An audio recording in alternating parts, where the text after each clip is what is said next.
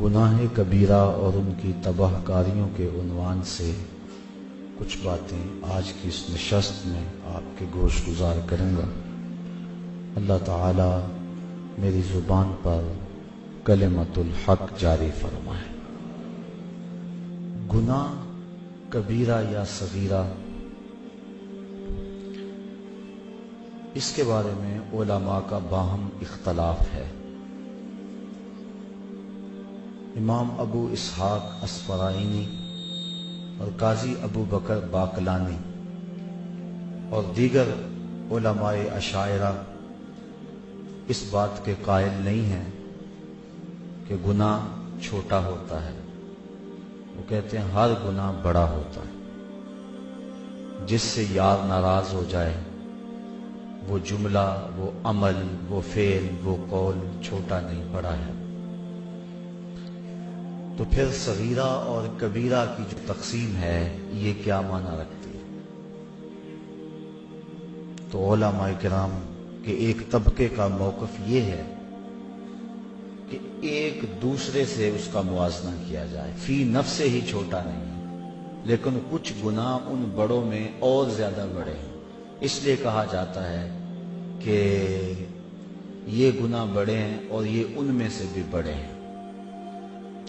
لیکن ایک دوسرا طبقہ صغیرہ اور کبیرہ گناہوں کی تقسیم کا قائل ہے، اور اس پہ قرآن مجید کی اس آیت کو بطور دلیل پیش کرتے ہیں جو میں نے آپ کے سامنے تلاوت کی، کہ اللہ تعالیٰ جل شانہ ارشاد فرماتا ہے اگر تم بڑے گناہوں سے اجتناب کرو تو باقی گناہ تمہارے میں ویسے ہی معاف فرما دو۔ بڑے گناہ ان سے بچا جائے تو چھوٹے گناہ خود بخود ختم ہوتے رہتے ہیں۔ وضو کریں تو گناہ جھڑ جاتے ہیں۔ جمعے سے لے کر جمعے تک، ایک نماز سے لے کر دوسری نماز تک درمیان میں جو ہونے والے گناہ ہیں، یہ نمازیں، یہ جمعے، ان کا کفارہ ہے۔ نیکیوں کے کرنے سے گناہ ختم ہوتے ہیں۔ جب گناہ بندہ کرتا ہے تو دل پر ایک سیاہ نقطہ لگتا ہے، اگر نیکی کرتا ہے تو وہ مٹ جاتا ہے۔ تو اس سے مراد علماء کہتے ہیں صغیرہ گناہ ہے، چونکہ جو کبیرہ گناہ ہے وہ بغیر توبہ کے معاف نہیں ہوتے۔ جو صغیرہ گناہ ہیں وہ جھڑتے رہتے ہیں، نماز سے جھڑ جاتے ہیں۔ حدیث میں آتا ہے جب کوئی بندہ نماز کے لیے کھڑا ہوتا ہے تو اللہ تعالیٰ جل شانہ فرشتوں کو کہتا ہے اس کے گناہ اتار کے ایک سمت ڈھیر لگا دو۔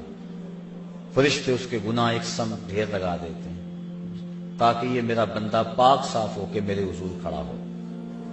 تو جب وہ نماز پڑھ کر فارغ ہو کے جانے لگتا ہے تو فرشتے عرض کرتے ہیں مالک یہ جو گناہ اس کے اتارے تھے یہ اترے رہنے دیں یا اس کے ساتھ لگا دیں؟ تو اللہ تعالیٰ فرماتا ہے اب اترے ہیں تو اترے ہی رہنے دو، میرا بندہ پاک صاف و ستھرا ہو کے گھر جائے۔ حضرت سلمان فارسی اور حضرت عثمان رضی اللہ تعالی عنہما، یہ حضرت عثمان بن عفان کے علاوہ کوئی اور عثمان نامی صحابی ہے، یہ اکٹھے سفر میں تھے۔ راستے میں ایک درخت آیا، خزاں کا موسم تھا، ایک شاخ جھکی ہوئی تھی جس پہ زرد پتوں کا گہنا تھا۔ تو حضرت سلمان فارسی نے اس شاخ کو پکڑ کے جھٹکا دیا تو جتنے بھی پتے تھے وہ جھڑ گئے۔ تو حضرت سلمان فارسی نے حضرت عثمان سے کہا اے عثمان تو نے مجھے پوچھا نہیں کہ میں نے ایسا کیوں کیا ہے؟ انہوں نے کہا آپ بتا دیں کہ آپ نے ایسا کیوں کیا ہے۔ کہا ایک دن میں حضور کے ساتھ سفر میں تھا، ایسے ہی ایک درخت آیا، موسم خزاں کا تھا، پتے زرد تھے، حضور نے شاخ کو پکڑا، جھٹکا دیا، سارے پتے جھڑ گئے۔ حضور نے جب یہ عمل کیا تو میں اس منظر کو دیکھ کے محظوظ ہوتا رہا۔ آقا کریم نے میری سمت دیکھا اور فرمایا سلمان تو نے مجھے پوچھا نہیں کہ میں نے ایسا کیوں کیا ہے؟ تو میں نے بھی یوں ہی عرض کی حضور آپ ارشاد کر لیں کہ آپ نے ایسا کیوں فرمایا؟ تو میرے آقا کریم نے ارشاد فرمایا اے سلمان جس طرح میں نے اس شاخ کو پکڑا اور جھٹکا دیا اور اس کے اوپر کوئی پتا باقی نہیں بچا، جب انسان نماز کے لیے کھڑا ہوتا ہے یوں ہی سارے گناہ جھڑ جاتے ہیں۔ تو یہ صغیرہ گناہ ہوتے ہیں۔ وضو سے جڑتے ہیں، نماز سے جڑتے ہیں، نیکی کریں تو گناہ مٹ جاتا ہے۔ انسان کے اچھے اعمال سے، صلہ رحمی سے، شفقت کا ہاتھ کسی یتیم کے سر پہ رکھنے سے اور صدقہ و خیرات کرنے سے، کسی بھوکے کو کھانا کھلانے سے گناہ جڑتے رہتے ہیں۔ لیکن جو کبیرہ گناہ ہیں وہ توبہ سے ختم ہوتے ہیں۔ اس لیے صغیرہ اور کبیرہ کی تقسیم کا ایک طبقہ قائل ہے، اور احادیث کے اندر مختلف تعداد صغیرہ اور کبیرہ کی ہے۔ بعض علماء کہتے ہیں کہ جو کبیرہ گناہ ہیں ان کی تعداد 7 ہے۔ بخاری اور مسلم میں متفق علیہ روایت ہے، حضور علیہ السلام نے فرمایا کہ 7 چیزیں مہلکات میں سے، موبقات میں سے، ہلاک کر دینے والی ہیں، اور حضور نے وہ 7 گناہ گنوائے ہیں۔ بعض نے کہا کہ یہی کبیرہ ہے، بعض نے کہا کہ ایک روایت میں 9 کبائر کا تذکرہ آتا ہے، لہذا 9 گناہ کبیرہ ہیں۔ امام ذہبی نے الکبائر کے اندر 70 گناہوں پر تبصرہ کیا ہے، اور آپ کا موقف یہ ہے کہ یہ 70 گناہ کبیرہ ہے۔ الزواجر کے اندر ابن حجر نے 467 گناہ لکھے اور ان کا عذاب اور ان کی تفصیل آگے لکھی۔ ان کے قول کے مطابق اور تحقیق کے مطابق تقریباً 500 کے قریب گناہ کبیرہ ہے۔ بہرحال اس وقت ان تمام گناہوں کی فہرست اور ان پر گفتگو اس تھوڑے سے وقت میں ممکن تو نہیں ہے۔ چند ایک گناہوں پر کچھ باتیں آپ کے گوش گزار کروں گا۔ امام بخاری نے اس روایت کو نقل کیا ہے، اللہ کے محبوب علیہ السلام نے ارشاد فرمایا، الا انبئکم باکبر الکبائر، فرمایا لوگوں میں تمہیں بڑے بڑے گناہوں کی خبر نہ دوں؟ صحابہ نے حضور سے یہ بات سنی اور آقا نے ثلاثاً 3 مرتبہ یہ کہا، میں تمہیں بڑے بڑے گناہوں کی خبر نہ دوں؟ صحابہ نے عرض کی، بلا یا رسول اللہ، کیوں نہیں حضور، آپ ارشاد فرمائیں۔ تو حضور نے ارشاد فرمایا، الاشراک باللہ وعقوق الوالدین وجلس وکان متکئا فقال الا وقول الزور، فرمایا ایک اللہ کے ساتھ کسی کو شریک ٹھہرانا ہے، دوسرا والدین کی نافرمانی کرنا ہے۔ حضور ٹیک لگائے بیٹھے تھے، جب تیسری بات کہنے لگے تو ٹیک چھوڑ دی اور آگے ہو گئے۔ کسی چیز کو بیان کرتے ہوئے جب انسان زیادہ اپنے آپ کو چست کرتا ہے تو اس کا مطلب یہ ہوتا ہے اس چیز کی اہمیت زیادہ ہے۔ تو حضور ٹیک لگائے بیٹھے تھے، یہ 2 باتیں بیان فرمائیں اور پھر ٹیک چھوڑ کر حضور آگے ہو گئے۔ وجلس وکان متکئا فقال الا وقول الزور، فرمایا سن لو، اور جھوٹی بات کہنا ہے، جھوٹی گواہی دینا ہے۔ تو اس حدیث میں ان 3 گناہوں کو بڑے بڑے گناہ شمار کیا گیا۔ ایک حدیث میں یمین الغموس، جھوٹی قسم کھانا ہے، اور ایک حدیث کے اندر قتل النفس، کسی انسان کو قتل کرنا ہے۔ تو یہ گناہ بڑے بڑے ہیں، کبیرہ گناہوں میں بھی آگے یہ گناہ سر فہرست ہے۔ اللہ کے ساتھ کسی کو شریک ٹھہرانا یہ سب سے بڑا ظلم ہے، اور اللہ تعالیٰ نے قرآن مجید کے اندر اس کو ظلم عظیم کہا۔ کوئی ذات کائنات کے اندر اس بات کا استحقاق نہیں رکھتی کہ وہ رب تعالیٰ کے ساتھ برابری کا دعویٰ کرے، یا کوئی شخص اس کے بارے میں یہ سوچے کہ مالک کے برابر ہے۔ اس کی ذات میں اور اس کی صفات میں کوئی شریک نہیں ہو سکتا ہے۔ تو اللہ کے ساتھ کسی کو شریک ٹھہرانا یہ سب سے بڑا جرم ہے، بلکہ یہ کفر ہے، لیکن کبائر میں بھی اس بات کو گنوایا گیا کہ اس سے بڑا کوئی گناہ نہیں ہو سکتا ہے۔ اور اللہ تعالیٰ شرک کے علاوہ جتنے بھی گناہ ہیں ان کو بخش دے گا، لیکن شرک کو نہیں بخشے گا۔ وہ یہ گوارا ہی نہیں کرتا کہ میرے ساتھ کسی کو شریک ٹھہرایا جائے۔ اور قرآن مجید میں متعدد مقامات پہ اس بات کی نفی کی کہ تم غور کرو، تم اس بات پہ تدبر کرو کہ اللہ کا شریک ہو سکتا ہے، اور تم ان بتوں کو اس کا شریک بنا رہے ہو جو اپنے بدن پہ بیٹھی ہوئی مکھی بھی نہیں اڑا سکتے. اتنے بے بس اور اتنے مجبور وہ اللہ کے شریک کیوں کر ہو سکتے ہیں؟ پھر جس کو اس نے خود پیدا کیا ہوا ہے وہ اس کے شریک کیسے ہو سکتے ہیں؟ وہ اپنی زندگی میں اللہ تعالیٰ کے ہر آن محتاج ہے، تو جو محتاج ہے وہ کیسے اس کے برابر ہو سکتا ہے جس کی طرف لوگوں کا احتیاج ہو؟ اس لیے شرک عقلاً محال ہے، اور اپنے رب کے ساتھ ہم نہ ذات میں کسی کو شریک کر سکتے ہیں نہ صفات میں کسی کو شریک کر سکتے ہیں، بلکہ اللہ کے علاوہ کسی اور شخص کا حلف اٹھانا بھی اس لیے جائز نہیں ہے کہ یہ اللہ کی شان کے خلاف ہے. حتیٰ کہ امام الانبیاء صلی اللہ علیہ وآلہ وسلم کے نام کی قسم کرنا بھی ہمارے لیے جائز نہیں ہے. یہ بعض بات کہتے ہیں کہ مجھے اپنے بیٹے کی قسم، مجھے تیرے سر کی قسم، یہ سخت جرم ہے اور یہ کبیرہ گناہ ہے کہ اللہ کے علاوہ کسی اور شخص کی قسم کی جائے. قسم کا حق اللہ کے لیے ہے اور اسی کی قسم اٹھائی جائے، اس کے علاوہ کسی اور کی قسم نہ اٹھائی جائے. ریا کو شرک اصغر کہا گیا ہے. ریا کیا ہے کہ انسان اپنا عمل کسی اور کے لیے کرے، کسی کو دکھلانے کے لیے، کسی کی خوشنودی حاصل کرنے کے لیے، دکھلاوے کے لیے عمل کرے، تو اس کو بھی شرک اصغر کہا گیا ہے کہ کل قیامت کے دن اللہ تعالیٰ فرمائے گا جن کے لیے عمل کیا تھا ان سے جزا لے.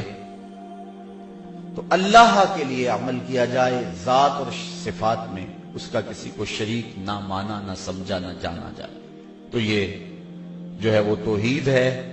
اور اگر کوئی شخص اس شرک کا ارتکاب کرتا ہے تو یہ سب سے بڑا گناہ ہے، اور کبیرہ گناہوں میں بھی سب سے بڑا گناہ یہ ہے کہ اللہ کے ساتھ کسی کو شریک ٹھہرایا جائے.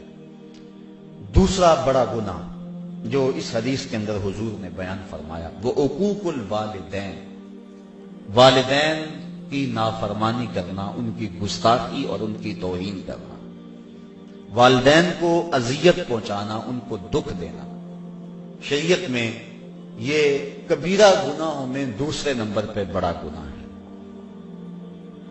بعض لوگوں نے زنا کو کبیرہ گناہوں میں دوسرے نمبر پہ بڑا گناہ شمار کیا، لیکن بہت سارے اہل علم نے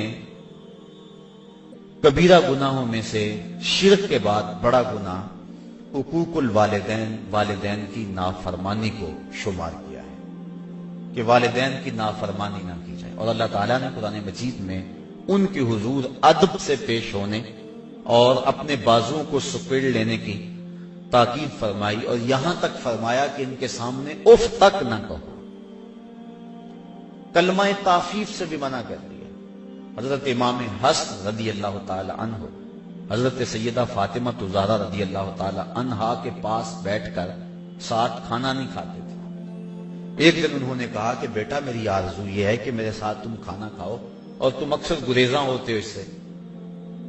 عرض کی امی جی میں اس بات سے ڈرتا ہوں کہ کسی لقمے کی طرف آپ کی نظر بڑھ جائے لیکن ابھی آپ کا ہاتھ نہ بڑھے اور میں آپ کے ارادے سے عدم آگہی کی وجہ سے اس لقمے کو اٹھا لوں اور آپ ماں ہونے کے ناطے سے نہ روکیں تو یہ آپ کی کہیں توہین نہ ہو جائے. میں اس ڈر سے آپ کے ساتھ بیٹھ کے کھانا بھی نہیں کھاتا. کلمہ تعفیف کے زمرے میں علماء نے یہ بات بھی لکھی ہے کہ والدین کے سامنے اف بھی نہ کرو. اس کا مفہوم کیا ہے؟ وہ کہتے ہیں جب والدین بوڑھے ہو جائیں اور اس حالت میں پہنچ جائیں کہ بول و براز چارپائی پہ کر دیں تو اولاد، سعادت مند جو اولاد ہے وہ والدین کو اس عمر کے اندر اٹھاتی ہے، ان کے کپڑے بدلتی ہے اور غلاظت، گندگی دور کرتی ہے اور اس میں سعادت سمجھتی ہے. ایک شاعر ہوا احسان دانش، وہ کہتا ہے میں اپنی ماں کی خدمت اپنی بیوی کو نہیں کرنے دی. میں نے کہا یہ حق میرا ہے اور یہ میں سعادت کسی اور کو کیوں دوں. اور وہ کہتا ہے کہ کافی دور نہر تھی ہمارے گھر سے جہاں جا کر میں اس کا لباس دھوتا تھا اور پھر واپس آتا تھا. تو تو ہم بیویوں کے سپرد کر کے بعض کا چلے جاتے ہیں اپنے ماں باپ کو، اور یہ نہیں سمجھتے کہ اس میں ہمارا اپنا حق کتنا ہے۔ ان کی سعادت مندی کہ اگر وہ تعاون کریں، لیکن یہ اولاد کی ذمہ داری ہے کہ وہ اپنے ماں باپ کی خدمت کریں، اور ماں باپ کی خدمت کرنے والا دنیا کے اوپر ہی نقد جزا پاتا ہے۔ ایک روایت کے اندر میں نے پڑھا ہے کہ والدین کی خدمت کرنے والا دنیا کے اندر ہی جزا پاتا ہے، آخرت کے اندر جو اس کو ملنی ہے وہ تو ضرور ملے گی۔ اور اسی طرح جو والدین کی نافرمانی کرتا ہے، اللہ اس کے عذاب کو آخرت پر ادھار نہیں چھوڑتا، دنیا پر بھی اس کو ذلیل کرتا ہے جو والدین کو دنیا میں رسوا کرتا ہے۔ اور آپ دیکھ لیں معاشرے کے اندر جس نے والدین کو دکھ دیا وہ دنیا میں بھی ذلیل ضرور ہوا۔ بلکہ صوفیاء نے کتب تصوف میں لکھا ہے، اور اس کی مؤید ایک حدیث بھی ہے کہ جس نے والدین کے لیے روزانہ دعا کی، والدین زندہ ہیں یا فوت ہو گئے، معمول بنا لیا کہ ان کے لیے مغفرت کی دعا کرے، تو کہتے ہیں ساری زندگی اس کے رزق میں بے برکتی نہیں آ سکتی۔ تو ان کی خدمت کو شعار بنانا اور ان کی خدمت کو سعادت سمجھنا، یہی عزتوں کا ظرف ہے۔ بلکہ ذرا غور کیجئے، صحاح میں روایت ہے، حضور علیہ السلام کی خدمت میں ایک شخص حاضر ہوا، عرض کی حضور میں آپ سے اذن جہاد طلب کرتا ہوں، جہاد پہ جانا چاہتا ہوں۔ تو جواباً ارشاد فرمایا احی والدہ کا، کیا تیرے والدین زندہ ہیں؟ قال نعم، عرض کیا حضور میرے والدین زندہ ہیں۔ قال ففیہ ما فجاہد، کہا جا ان کی خدمت کر، یہی تیرا جہاد ہے۔ باپ فالج میں گرا ہوا ہے اور بیٹا تبلیغی چلہ کاٹنے جا رہا ہے، کوئی قبولیت نہیں ہے۔ ماں کو ضرورت ہے اور وہ تڑپ رہی ہے، بیٹے کو آوازیں دے رہی ہے، اور بیٹا پیر کے دربار پہ اپنی داڑھی سے جھاڑو دے رہا ہے۔ ماں باپ کو سخت ضرورت ہے اور بیٹا جہاد پہ گیا ہوا ہے، شریعت نے اس کی اجازت نہیں دی، اس کی حوصلہ شکنی کی ہے۔ ہاں اگر کوئی اور تمہارا بھائی ان کی خدمت کرنے والا موجود ہے تو پھر ان کے اذن سے تم جا سکتے ہو، لیکن اگر ان کو ضرورت ہے تو تمہاری سب سے بڑی نیکی یہ ہے کہ تم ان کی خدمت کرو، ان کی دعائیں لو، ان کی رضا میں اللہ کی رضا ہے۔ دیکھ لو حضرت اویس کرنی رضی اللہ تعالیٰ عنہ، صحابی نہیں بنے، حضور اپنی قمیض کے بٹن کھول کے لمبی لمبی سانسیں لیتے ہیں اور فرماتے ہیں مجھے یمن سے یار کی خوشبو آتی۔ کسی نے کہا حضور یمن تو اتنا دور ہی نہیں ہے، لوگ کہاں کہاں سے آگے آپ کو ملنے کے لیے، زیارت کے لیے، اتنا پیار آپ کا اس سے، تو وہ آپ کی زیارت کے لیے بھی نہیں آیا؟ تو فرمایا اس کی بوڑھی اور نابینا ماں ہے، اس کی خدمت اسے میرے حضور آنے سے روکے ہوئے ہے۔ تو جو والدین کی تعظیم اور عزت کرتا ہے وہ برکتیں پاتا ہے اور حضور کا محبوب بنتا ہے۔ بلکہ حضور نے فرمایا کوئی اویس سے ملے اور میرا سلام کہے اور اسے کہے کہ میری امت کی بخشش کی دعا کرے، تو یہ طے ہو گیا کہ جو ماں باپ کی خدمت کرتا ہے اللہ اس کی دعائیں رد نہیں کرتا ہے۔ بلکہ حضرت اویس کرنی کو حضرت عمر فاروق اور حضرت علی المرتضیٰ ملے، جا کے حضور کا سلام دیا، حضور کا جب نام سنا تو آنکھوں میں آنسو امٹ آئے اور زاروں کے کار رونے لگے۔ کہا بتاؤ حضور کے لبوں پہ میرا نام کیسے آیا تھا، کیسے کہا تھا اویس کو میرا سلام دو؟ جب پیار اور محبت کا یہ عالم دیکھا تو کہا اویس اتنا پیار حضور سے تو ملنے کیوں نہیں آیا، زیارت کے لیے کیوں نہیں آیا؟ حضرت اویس کرنی رضی اللہ تعالیٰ عنہ نے فرمایا اچھا تم نے میرے رسول کی زیارت کی ہے؟ کہا ہاں، صبح و شام حضور کے قرب میں رہتے تھے۔ کہا بتاؤ پھر حضور کے ابرو جڑے ہوئے تھے یا کھلے ہوئے تھے؟ اب یہ ایک لمحے کے لیے حیران ہو گئے۔ کہا میں نے نہیں کی، مجھ سے پوچھ لو۔ کوئی دور سے دیکھتا اسے جڑے ہوئے نظر آتے، قریب آ کے دیکھتا اسے کھلے ہوئے نظر آتے۔ معلوم ہوا جو ماں باپ کی خدمت میں لگا ہوا ہے وہ حضور کے قرب سے بھی محروم نہیں ہے، وہ حضور کے قرب کی دولت سے بھی مالا مال ہے۔ تو والدین کے ساتھ حسن سلوک کرنا، اس کی تاکید کی گئی، اور ان کی ناراضگی سے بچا جائے۔ جب والدین ناراض ہو جائیں تو رب ناراض ہو جاتا ہے۔ اللہ کی رضا والدین کی رضا میں چھپی ہوئی ہے اور اس کی ناراضگی والدین کی ناراضگی کے اندر چھپی ہوئی ہے۔ اللہ اکبر۔ تو والدین کی نافرمانی یہ دوسرا بڑا گناہ ہے اور اس سے اجتناب کرنا چاہیے اور ماں باپ سے معذرت کر کے ان سے معافی مانگ لینی چاہیے۔ علماء کہتے ہیں کہ 3 اشخاص سے ہاتھ جوڑ کر معافی مانگنے میں کوئی شرم محسوس نہیں کرنی چاہیے۔ ایک والدین، دوسرا استاد اور تیسرا شیخ۔ یہ 3 ہستیاں ایسی ہیں کہ کوئی غلطی ہو جائے تو فوراً معذرت کر دو۔ ماں باپ تو ویسے ہی جلدی معاف کر دینے والے ہوتے ہیں، ان کا تو دل ہی بڑا نرم ہوتا ہے۔ ایک صحابی، ان کی روح پرواز نہیں ہو رہی تھی، تو حضور علیہ السلام تشریف لے گئے، تو آقا کریم نے پوچھا کہ اس کی ماں ہے؟ عرض کی ہاں حضور ہے۔ تو حضور اس کے ہاں تشریف لے گئے، فرمایا کہ تیرا اور تیرے بیٹے کا ماجرا کیا ہے؟ عرض کی حضور وہ اپنی بیوی کی بات کو میری بات پہ ترجیح دیتا تھا اور میں اس کو معاف نہیں کرنا۔ حضور فرمایا بلال اٹھو اور لکڑیاں اکٹھی کرو، اور جب آگ روشن ہوئے پھر مجھے بتانا۔ عرض کی حضور یہ لکڑیاں کیوں اکٹھی کرنی اور آگ کیوں جلانی ہے؟ کہا اگر تم معاف نہیں کرو گی تو اس کی روح نہیں نکلے گی، تو اسے میں آگ میں جلاؤں گا۔ تو ماں نے عرض کی حضور میں نے معاف کر دیا۔ تو کہا بلال جلدی جاؤ تلقین کرو اسے کلمے کی۔ تو جب وہ دوڑے ان کے لبوں کے اوپر پہلے ہی کلمہ جاری تھا۔ تو ماں باپ کی نافرمانی، ماں باپ کی ناراضگی اللہ کی ناراضگی کا سبب بن جاتا ہے۔ یہ دوسرا بڑا جرم ہے۔ تیسرا کبیرہ گناہ قتل النفس، کسی جان کو قتل کرنا۔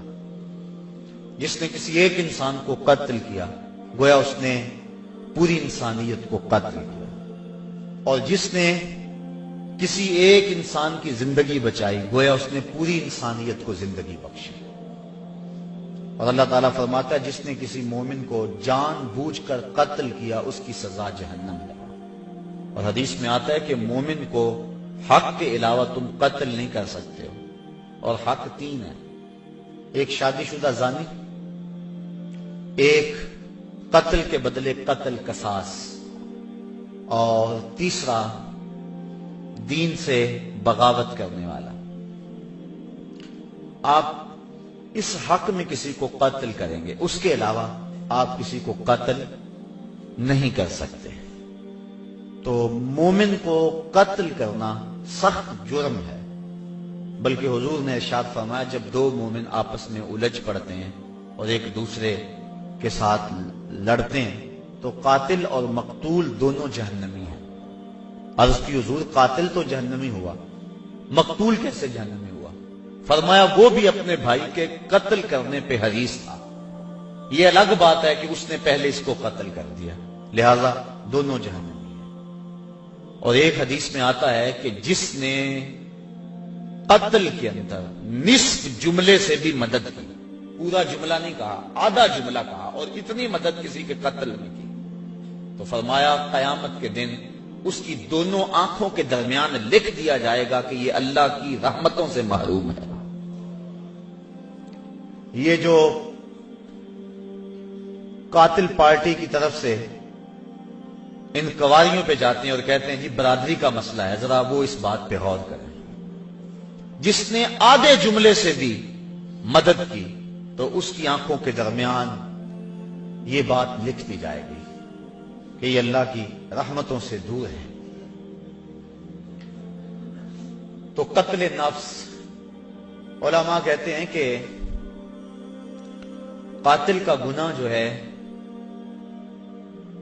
وہ معاف نہیں ہوتا جب تک اس کو 3 ذوات معاف نہ کرے۔ ایک تو اس میں اللہ کا حق ہے کہ اس نے انسان کو پیدا کیا تو اس نے اسے قتل کیا، تو سچی توبہ سے یہ حق معاف ہوگا۔ دوسرا حق مقتول کا ہے کہ اس کی جان کو اس نے ضائع کیا تو وہ اگر معاف کرے گا تو معافی ہوگا۔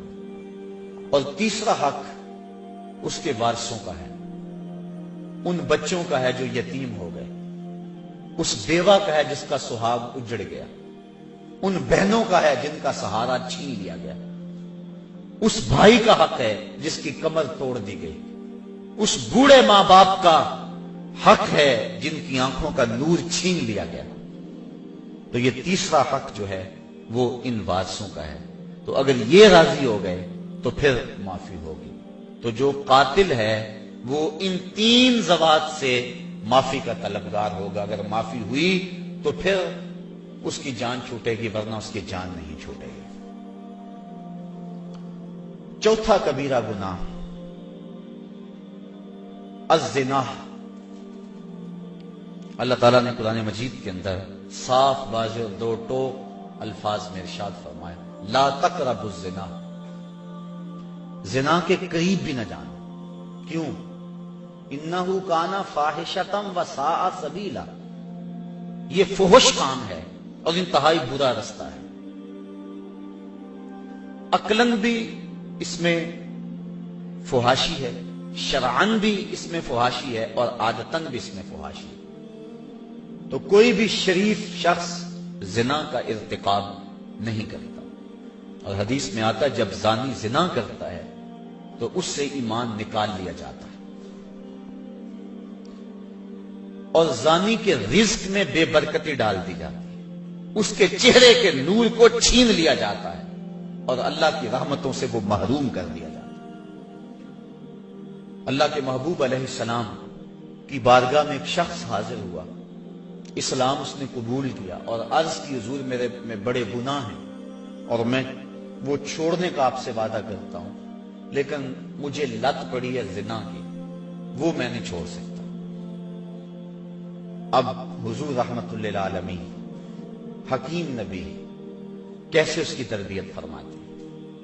اس نے کہا سارے گناہ چھوڑ دوں گا، زنا نہیں چھوڑ سکتا۔ فرمایا تو کیا پسند کرتا ہے کہ تیری ماں کے ساتھ کوئی زنا کرے؟ اس نے عرض کی حضور میں یہ پسند نہیں کرتا۔ تو فرمایا جس کے ساتھ تو زنا کرے گا وہ بھی کسی کی ماں ہو۔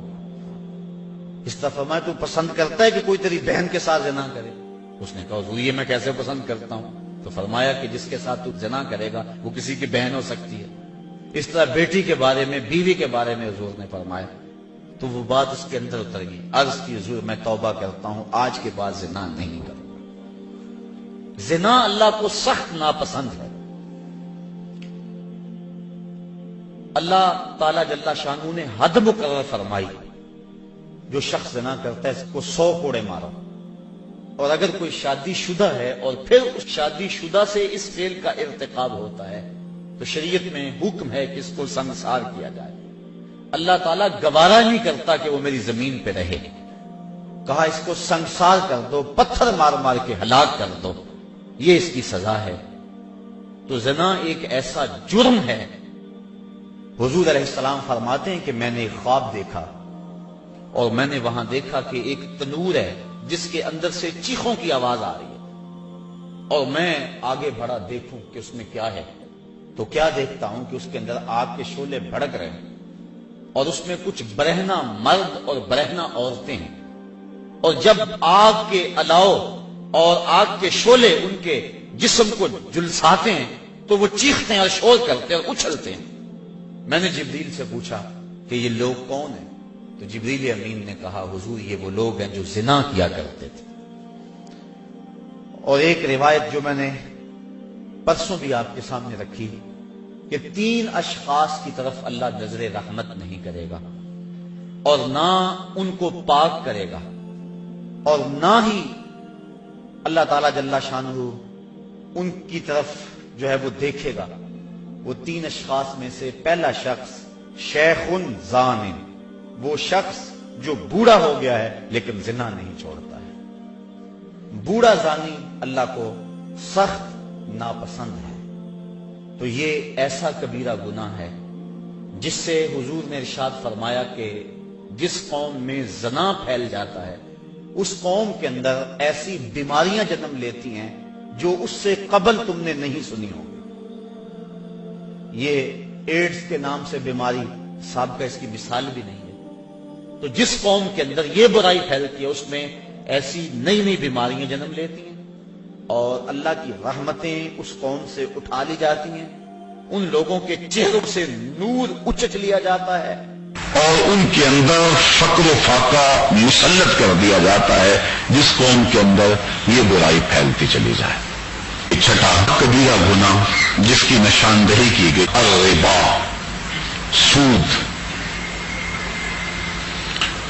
سود کے بارے میں حضور نبی رحمت صلی اللہ علیہ وسلم نے ارشاد فرمایا کہ اس کا کھانے والا، اس کا کھلانے والا، اس کا لکھنے والا، اس کی رقم پہ گواہ بننے والا سارے وزر یعنی گناہ میں برابر ہیں۔ اور سود کی جو سزائیں ہیں وہ بہت ساری ہیں، اور سب سے کم درجہ جو ہے حضور علیہ السلام نے فرمایا وہ اس کے برابر ہے کہ جیسے کوئی شخص اپنی ماں کے ساتھ زنا کرتا ہے۔ آج ہمارے اس معاشرے کے اندر سود کی لعنت سرایت کر گئی ہوئی ہے، اور اس کا نام بدل کے ہم اس کو اختیار کیے ہوئے ہیں۔ اگر شراب کی بوتل پہ روح افزا کا لیبل لگا لیا جائے تو اس کی ماہیت تو نہیں بدلتی۔ تو سود کا ہم نے مختلف انداز سے اس کے نام رکھ لیے، اور معاشرے کے اندر ہم کہتے ہیں کہ جی ہمارا کام ہی نہیں چلتا، کیا کریں، مجبور ہے۔ اور کئی بہانے ہیں لوگوں کے پاس، اور کئی باتیں اس حوالے سے۔ قرب قیامت کے فتنوں کو بیان کرتے ہوئے ارشاد فرمایا کہ قرب قیامت میں اگر کسی کے پاس سود نہیں پہنچے گا تو اس کا دھواں ضرور پہنچے گا، یعنی ایسے حالات بن جائیں گے، لوگ اللہ سے اتنے دور ہو جائیں گے۔ تو سود ایک ایسی بیماری ہے، ایسا جرم ہے کہ کمایا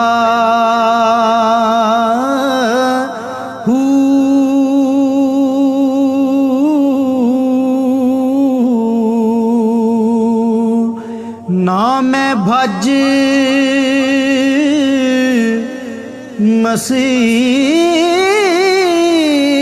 مسیتی وڑیا نہ تسبہ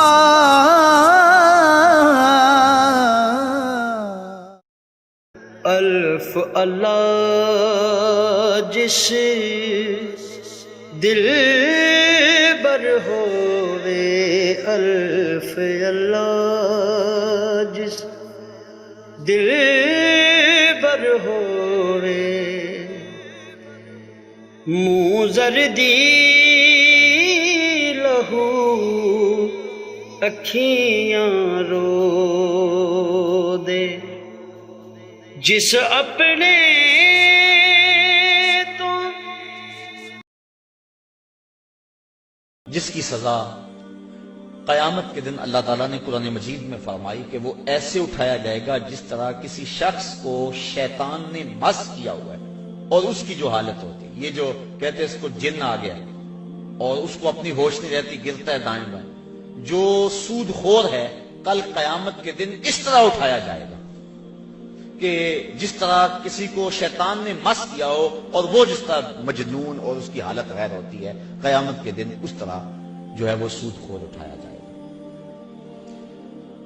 حبیب اجمی بہت بڑا سود خور ہے، گزر رہا ہے سڑک سے، بچے کھیل رہے ہیں، اس وقت کچی سڑکیں ہوتی تھی، تو اس کے پاؤں سے گرد اڑی، تو جب گرد اڑی تو ان بچوں نے کہا پیچھے ہٹ جاؤ، یہ سود خور جا رہا ہے، کہیں ایسا نہ ہو کہ اس کے پاؤں سے اڑنے والی گرد تمہارے اوپر پڑ جائے اور تمہیں جہنم کی آگ میں ڈالا جائے۔ ان بچوں کی بات ابھی اجمی نے سنی اور بڑا پریشان ہوا۔ بعض قطع ایک جملہ بندے کو بدل دیتا ہے۔ میں پچھلے دن سنت اور بدعت کے عنوان سے کچھ باتیں کی، تو میں جب واپس یہاں سے نکلا ہوں تو کتنے لوگوں نے مجھے یہ بات کہی ہے کہ آپ دعا کریں کہ جب دوبارہ ہم آپ کو ملے تو ہمارے چہرے پہ سنت کا نور ہو۔ تو بعض کا وقت ایسا ہوتا ہے کہ ایک جملہ اندر کر جاتا ہے۔ ان بچوں نے کہا پیچھے ہٹ جاؤ، کہیں ابھی بجمی کے پاؤں سے اڑنے والی دھول تمہارے اوپر پڑ گئی تو تم جہنمی نہ ہو جاؤ۔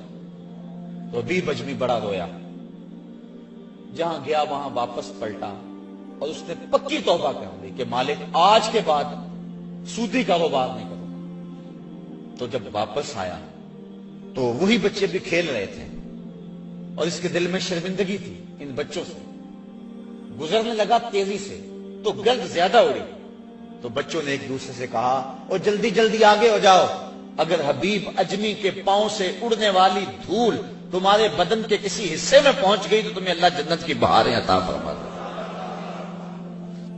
قیامت کے دن کچھ لوگوں کے بڑے بڑے جسم ہوں گے، حدیث میں آتا ہے، اور حضور نے اس منظر کو دیکھا. اور بطن ہوں گے جس طرح شیشہ ہوتا ہے، اور اس کے اندر حضور نے دیکھے سانپ ہیں اور بچھو ہیں. اور وہ شخص اٹھتا ہے تو اس سے اٹھا نہیں جاتا. پوچھا جبریل یہ کون لوگ ہیں؟ فرمایا یہ وہ لوگ ہیں جو سود کھایا کرتے تھے. تو سود کھانا، سود کھلانا، سود لکھنا، سود کی رقم پہ گواہ بننا، یہ سارے جرم کے اندر برابر کے شریک ہیں. اللہ ہمیں اس لعنت سے محفوظ فرمائے.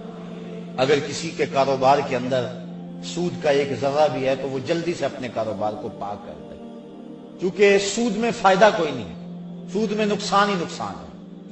اللہ تعالیٰ فرماتا ہے کہ وہ ربا کو گھٹاتا ہے اور جو تم صدقات دیتے ہو اس کو بڑھاتا ہے. عقل انسانی کہتی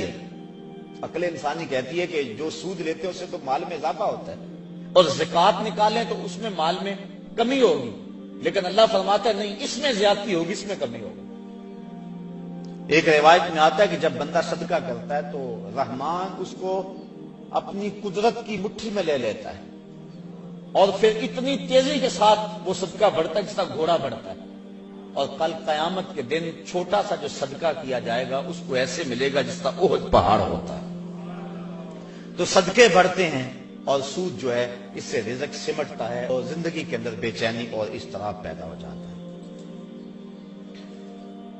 7واں گناہ جس کو کبائر میں شمار کیا گیا وہ شراب نوشی ہے. ایک روایت میں آتا ہے شارب الخمر کا عابد الوثن، شراب پینے والا بت پوجنے والے کی طرح ہے.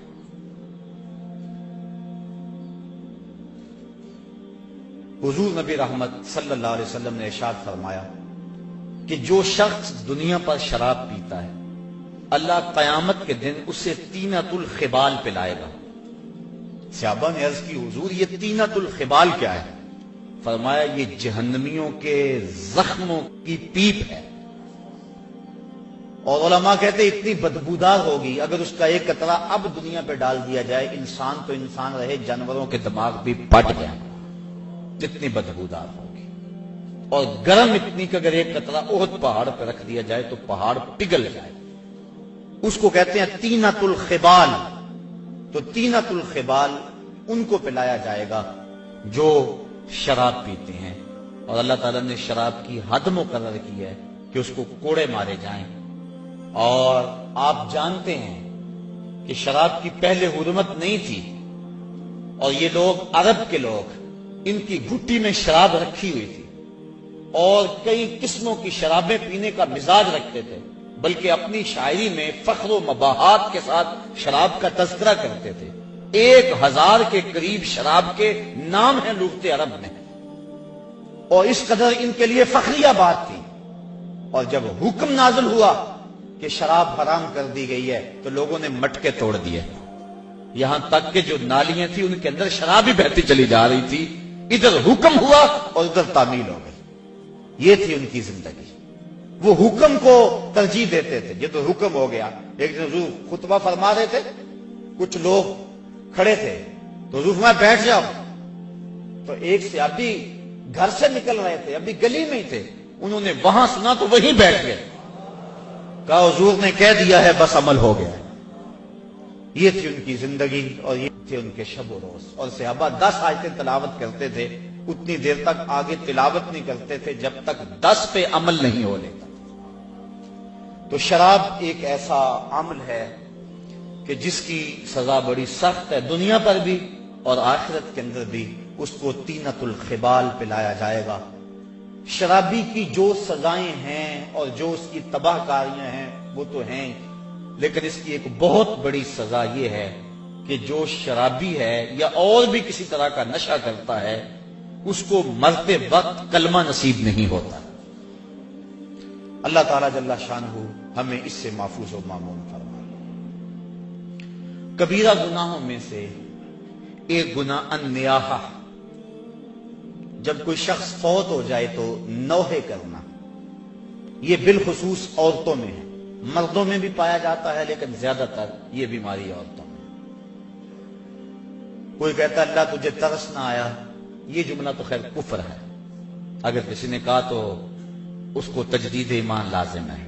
جب کوئی دکھ پہنچے تو ظاہر اسلام دین فطرت ہے، اسلام یہ نہیں کہتا کہ تم اظہار غم نہ کرو، لیکن اظہار غم کے 4 طریقے ہیں: دل کا غم، آنکھوں کا غم، زبان کا غم، ہاتھوں کا غم۔ دل کا غم کیا ہے کہ دل دکھ سے بھر جائے، آنکھوں کا کیا غم ہے؟ آنسو بہائیں۔ زبان کا کیا غم ہے کہ واویلا کیا جائے، اور ہاتھوں کا غم کیا ہے کہ گریبان نوچا جائے، منہ پہ تھپڑ مارے جائیں، بال کھینچے جائیں۔ پہلے 2 غم رحمان کی طرف سے اور دوسرے 2 شیطان کی طرف سے۔ فرمایا لیس منا من ضرب الخدود وشق الجیوب ودعا بدعوی الجاہلیہ، جس نے گریبان پھاڑا، چہرے پہ تماچے مارے اور جہلوں جیسی باتیں کی، فرمایا ہمارے سے اس کا کوئی تعلق نہیں ہے۔ تو نوحے سے منع فرمایا گیا، بلکہ اگر مرنے والے کے دل میں یہ آرزو تھی کہ میرے بعد خوب چیخ پکار پڑے گی، لوگ بڑا روئیں گے، بعض لوگ کہتے ہیں ہمیں کون رونے والا ہوگا، تو اگر کسی کے دل میں یہ ہوگی کہ میرے بعد لوگ روئیں اور عجیب کیفیت بن جائے، تو ایسے نوحے پہ جو راضی تھا، حضور علیہ السلام نے ارشاد فرمایا جب وہ مرتا ہے تو رونے والوں کے رونے کی وجہ سے اس کو قبر میں عذاب ہوتا ہے، جتنا لوگ زیادہ روئیں گے اتنا ہی اس کو عذاب دیا جاتا ہے، اگر وہ اس پہ راضی تھا۔ لیکن اگر راضی نہیں تھا تو علماء نے تعبیر کی ہے کہ جو رونے والوں کا عذاب اہل قبور کو ہوتا ہے تو وہ انہی پر ہے، جو نہیں راضی تھے ان پر نہیں ہے، تو نوحے سے منع کر دیا گیا۔ باقی آنکھوں سے آنسو بہائے جا سکتے، بلکہ وہ اظہار محبت ہے۔ جب حضور کا بیٹا انتقال کر گیا، شہزادہ رسول حضرت ابراہیم علیہ السلام، تو حضور تشریف لائے، سرہانے پہ بیٹھے، بیٹے کی پیشانی پہ ہاتھ رکھا، وَأَيْنَا رَسُولِ اللَّهِ تَدْمَعَانِ، حضور کی آنکھوں سے آنسو جاری تھے، اور حضور نے زبان سے کیا کہا بیٹا ابراہیم آنکھیں رو رہی ہیں، دل غم زدہ ہے، لیکن زبان سے وہی کہوں گا جس سے رب راضی ہوگا، زبان سے ایسا جملہ نہیں نکالوں گا جس سے میرا رب ناراض ہو جائے۔ تو یہ جو نوحہ ہے، مرتے وقت عورتیں جس انداز میں، حالانکہ تلقین صبر کرنے کی ضرورت ہوتی ہے، جب آپ کسی کے ہاں جائیں، فوتگی ہو گئی ہو، تو کوشش کریں کہ ان کو ایسا جملہ کہے جن سے اس کی ڈھارس بن جائے، نہ یہ کہ کوئی ایسی بات کر کے ان کے جذبے کو اور آگے بڑھا دے اور ان کی آنکھ کو اور زیادہ تاؤ دے، ایسا نہیں ہے، بلکہ تلقین صبر کرے۔ ایک عورت کسی قبر پہ بیٹھ کے رو رہی تھی، حضور علیہ السلام گزرے تو فرمایا اصبری یا امت اللہ، اے اللہ کی لونڈی صبر کر۔ اسے نہیں پتا کہ یہ گزرنے والا کون ہے، وہ غم میں بیٹھی تھی، اس نے کہا تجھے یہ دکھ پہنچا ہوتا تجھے پتا چلتا، تو کسی نے اس کو بتایا کہ تو کیا کیا بیٹھی ہے، یہ تو حضور تھے، تو وہ سخت پریشان ہوئی، تو حضور نے فرمایا صبر وہ ہے جو پہلے صدمے پہ کیا جائے، الصبر عند الصدمۃ الاولی، جو پہلے صدمے پہ صبر کیا جائے وہی صبر ہوتا ہے۔ جب آہستہ آہستہ دکھ آتے جاتے ہیں تو انسان عادی بن جاتا ہے، تو جب تکلیف پہنچتی ہے تو اس وقت مومن کیا کہتا ہے، انا للہ و انا الیہ راجعون۔ اور علماء نے یہ بھی لکھا ہے کہ صبر کی تعریف یہ ہے کہ معمولات عبادت قضا نہ ہو، جو ایسا کرے وہ صابر ہے۔ یہ نہیں ہے کہ تکلیف آ گئی تو اب نماز بھی جاتی رہے، نہیں، وہ معمولات اپنے معمول پہ جاری رہے۔ حضرت صدیق سختی رضی اللہ تعالی عنہ کا بیٹا فوت ہو گیا، جوان سال، تدفین و تجہیز تکفین میں لگے رہے، ایک نماز قضا ہو گئی، بعد میں لوگ آپ سے تعزیت کرنے آتے رہے، افسوس کرنے آتے رہے، تو جب آپ نے شام کو اٹھتے ہوئے چٹائی اٹھائی، فرمایا کیسا دور آ گیا، میرا بیٹا فوت ہو گیا ہے، سارے شہر نے آ کے افسوس کیا ہے، اور میری نماز فوت ہوئی ہے، کسی ایک نے بھی نہیں پوچھا ہے۔ تو معمولات عبادت ان کو برقرار رکھا جائے، یہ صبر ہے۔ تو یہ جو نوحے عموماً عورتیں بالخصوص پڑھتی ہیں، تو بلکہ ایک روایت میں آتا ہے 7 اشخاص ایسے ہیں کہ جب ان کو تم قبر میں دفن کر کے آتے ہو تو ان کا رخ قبلے سے پھیر دیا جاتا ہے۔ فرمایا فاذهبوا وانبشوا قبورکم، جاؤ جا کے ان کی قبریں اکھیڑ کے دیکھ لو، اگر ایسا نہ پاؤ تو پھر مجھے آ کے کہنا کہ میں نے کیا کہا تھا۔ اور ان اشخاص کو حضور نے گنوایا، ان میں شرابی بھی ہے، اس میں ذخیرہ اندوز بھی ہے، اور اس میں آخری جو ہے 7واں والنائحۃ، اور نوحے پڑھنے والی عورت جو اور لوگوں کے جذبات کو بھڑکاتی ہے۔ لوگ کہتے ہیں فلاں نے وین کی حد کر دی، وہ بچے بھی رو پڑے جی ایسی حد کر دی، یہ منع ہے، یہ شریعت نے ہمیں اس سے روکا ہے۔ تلقین صبر کیا جائے، مرنے والے کے لیے دعا کی جائے اور اللہ سے رحمت کی امید رکھی جائے، اور انا للہ و انا الیہ راجعون پڑھا جائے۔ ہاں آنکھوں سے آنسو بہیں، دل غم زدہ ہو، ظاہر ہے جس کا گھر کا چراغ بجھ گیا اس کو سکون تو نہیں ہوگا، جس کا بھائی چلا گیا کمر تو ٹوٹ گئی اس کی، جس کا شوہر چلا گیا زندگی اجاڑ ہو گئی، جس کا بیٹا چلا گیا اس کا تو کلیجہ کٹ گیا، دکھ تو بڑا ہے لیکن امتحان بھی یہ ہے۔ اور مومن جب مصیبت پہ صبر کرتا ہے اللہ اس کو اجر دیتا ہے۔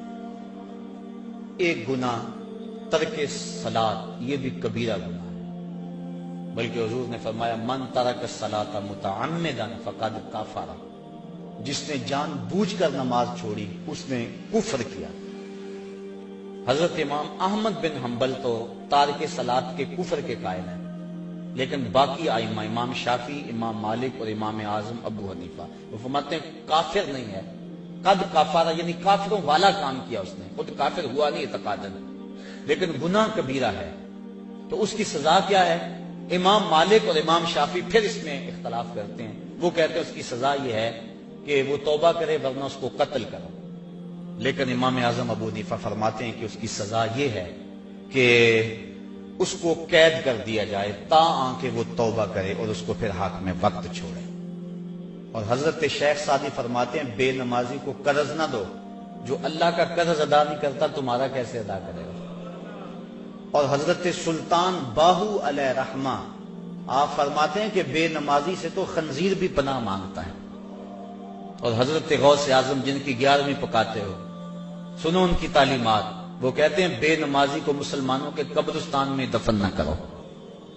تو یہ ہے اتنی سخت تحدید ان لوگوں کے لیے جو نماز چھوڑتے ہیں، جو نماز چھوڑتے ہیں لیکن جماعت سے نہیں پڑھتے، ان کے بارے میں یہ تحدید ہے۔ تارک الجماعت ملعون، فرمایا کہ جو جماعت کو ترک کرتا ہے وہ لعنتی ہے، تو جو نماز ہی نہیں پڑھتا ہے تو اس کی کیفیت کیا ہوگی؟ تو ترک صلاۃ سخت جرم ہے، قیامت کے دن کچھ لوگ جہنم کی طرف دھکیلے جا رہے ہوں گے۔ اللہ تعالیٰ قرآن مجید میں فرماتا ہے ان سے کچھ لوگ پوچھیں گے ما سلککم فی سقر، تم جہنم میں کیوں جا رہے ہو؟ تو وہ جواباً کیا کہیں گے؟ لم نک من المصلین، ہم نماز نہیں پڑھا کرتے تھے، یعنی ہمارا جہنم میں جانے کا سبب یہ ہوا کہ ہم نماز نہیں پڑھا کرتے تھے۔ اور صاحبو اللہ کے محبوب کا ایک فرمان سنو اور غور سے سنو، حضور فرماتے ہیں کہ جو بے نماز ہے کل قیامت میں اس کو جس صف میں دشمنان خدا فرعون، حامان، قارون کھڑے ہوں گے، بے نمازی کو صف میں کھڑا کر دیا جائے گا۔ کیا ہم میں سے کوئی گوارا کرتا ہے کہ دشمنان خدا کی صف میں کھڑے کر دیے جائیں؟ اگر نہیں گوارا کرتے تو عزم کریں کہ آج کے بعد نماز نہیں چھوڑیں گے۔ صرف رمضان میں فرض نہیں ہے، رمضان المبارک کے علاوہ بھی نماز فرض ہے۔ اور اس معمول کو یہ اللہ نے کرم کیا کہ مسجدوں کے در کھل گئے، شیطان راستے سے ہٹ گیا اور مسجدیں آباد ہو گئی، پیشانیاں سجدوں سے آشنا ہو گئی، دل اس کی محبت سے سرشار ہو گئے۔ اور سحری کا منظر کتنا حسین ہوتا ہے، افطاری کے لمحے کتنے حسین ہوتے ہیں۔ اور کبھی غور کرنا، جب ہم یہاں درس سے فارغ ہوتے ہیں تو باہر کا ذرا منظر اس وقت دیکھنا، ایسا لگتا ہے جیسا رحمت ربی اتر رہی ہے۔ عجیب کیفیت میں تو محسوس کرتا ہوں کہ اللہ کا قرآن سنا، اس کا دین سنا، اس کے پیغام کو سنا تو ایسی کیفیات نصیب ہو جاتے ہیں۔ یہ رمضان کے عشرہ رحمت سے چھنتا ہوا نور ہے جو ہمارے من میں اجالے پیدا کر رہا ہے۔ تو یہ جو ہمیں توفیق نصیب ہوئی رمضان میں نماز کی، دعا کریں کہ یہ تسلسل سے باقی رہے، اور یہ جن گناہوں کی نشاندہی کی گئی ہے اللہ ہمیں بچنے کی توفیق دے، جن کی نہیں بھی کی گئی ہمیں پتہ ہے کہ گناہ کیا ہے۔ حضور نے فرمایا کہ جو تیرے سینے میں کھٹکے اور تو لوگوں کے اس پر مطلع ہونے سے ڈرے وہ گناہ ہے۔ ما حاق فی صدر، تو ہمیں پتہ ہے گناہ کیا ہے اور نیکی کیا ہے.